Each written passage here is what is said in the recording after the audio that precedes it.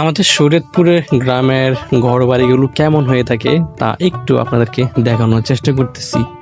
দেখেন এটি হচ্ছে মাঠ। এই মাঠে এখন মরিচ শুকাচ্ছে, কারণ এখন যেহেতু মরিচের সিজন, তো ওই কারণে মরিচ শুকাচ্ছে। আর আমাদের গ্রামের টিনের ঘরগুলো সত্যি খুব অসাধারণ হয়ে থাকে, দেখতে একদমই ছবির মতন দেখা যাচ্ছে।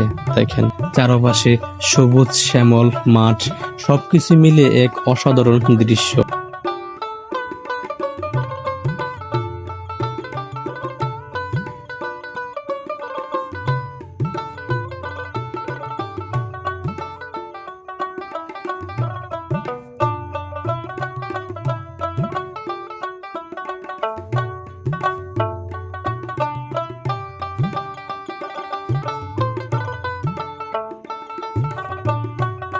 আজকের ভিডিও এই পর্যন্তই। শরীয়তপুরের বিভিন্ন স্থানের ভিডিও পেতে পেজটাকে ফলো দিয়ে রাখুন।